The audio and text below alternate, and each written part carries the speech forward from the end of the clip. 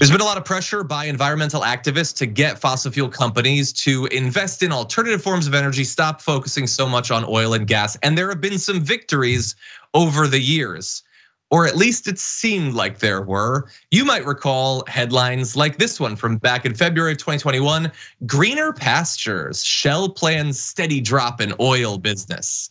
Oh, isn't that great? Shell, that's a major oil company. They're gonna be getting out of oil. And you know what? They were proud of it too, because they actually put out their own personal press releases. Shell accelerates drive for net zero emissions with customer first strategy.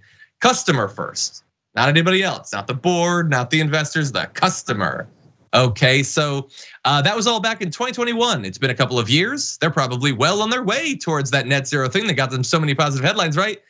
No, they announced this year that they're gonna be halting their plans to cut oil production each year for the rest of this decade, locking in tons, literally many tons of emissions throughout the rest of this decade. In fact, they're gonna be investing $40 billion in oil and gas production between 2023 and 2035, compared with just 10 to 15 billion in low carbon products. I hope that that's a really efficient investment if they're gonna reach net zero like they said they were going to a few years ago. By the way, they had previously said that their oil and gas production would fall by 1 to 2% each year through 2030. And the thing is, honestly, we'd already gotten some heads up. Even just a year after the initial claims, they already seemed like they were expanding their gas business despite their pledges. And now we find out that no, they're gonna put a lot more money. Well, maybe there's a good reason. Maybe their oil production is way less, bad for the environment or something. No, it's just they think that they're gonna make more money that way. Like literally, their CEO is coming out and just saying they're emphasizing financial returns for investors.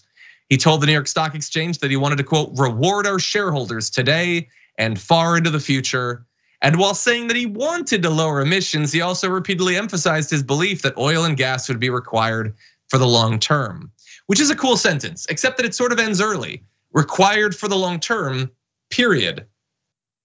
Required for the long term for what exactly?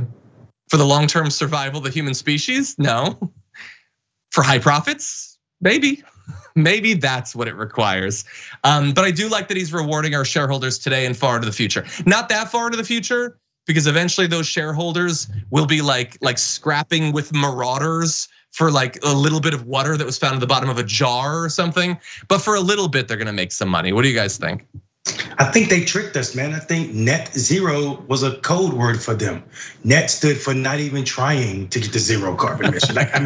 We didn't know. They actually did speed up this process with increasing their investments in gas and oil. I think, man, I am terrified about what day I'm gonna wake up and the world's gonna be too hot for us to live here. And I know that sounds a little freaked out, but I'm a country boy who loves trees. And I see the effect of what cutting down trees and also digging for oil is causing. We are dropping ice. Antarctica, in our lifetime, we're gonna see Antarctica in the summer months without any ice in it. That means polar bears are dying. The net effect of us allowing this type of debauchery to continue is unbelievable to me. We are in a dangerous position, and the fact that people play with the climate, I just don't know what to say. I'm nervous. I think it's funny that Shell, is talking about all this stuff. Oh, we're the shareholders. Listen, first and foremost, you came out and made a promise and a pledge to change your company, which of course caused more people to buy your stock. When you now come back and say we are not doing that, those people who had invested now under false pretenses, I don't know, kind of sounds like a lawsuit to me.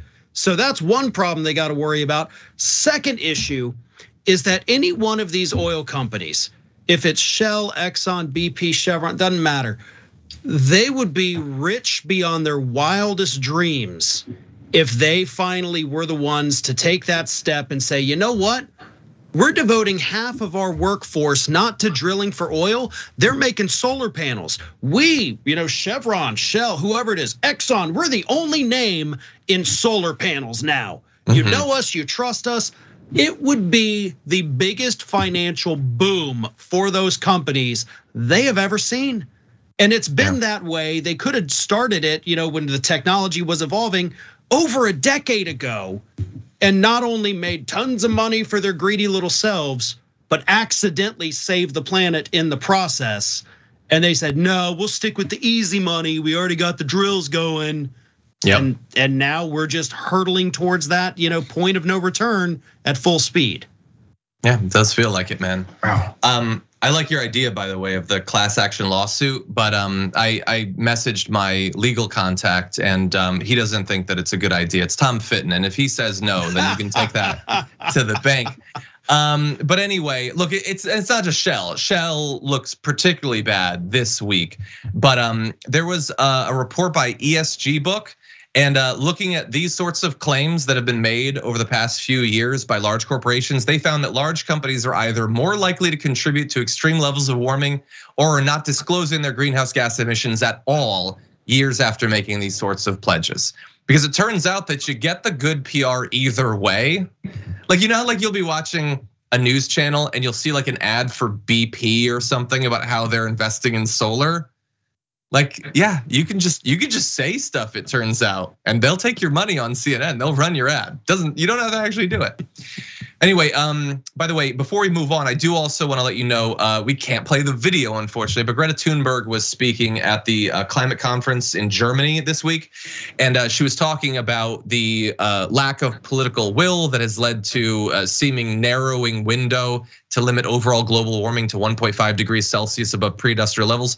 She called the not phasing out of fossil fuels that we're seeing in decisions like with Shell a death sentence to countless people, and already a death sentence to people in areas that are being affected more greatly by climate change already.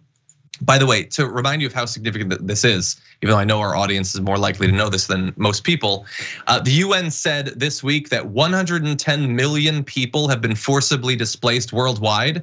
Now that's due to a number of different things, including war, but climate effects, disasters, catastrophes are another reason for that.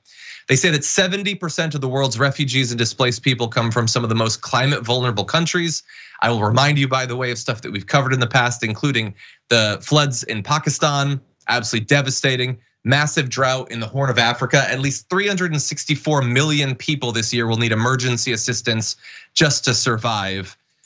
But Shell shareholders are gonna do slightly better for the next few years. And that is, after all, what life is about. Thanks for watching The Young Turks, really appreciate it. Another way to show support is through YouTube memberships. You'll get to interact with us more. There's live chat emojis, badges. You've got emojis of me, Anna, John, JR. So those are super fun. But you also get playback of our exclusive member-only shows and specials right after they air. So all of that, all you gotta do is click that join button right underneath the video. Thank you.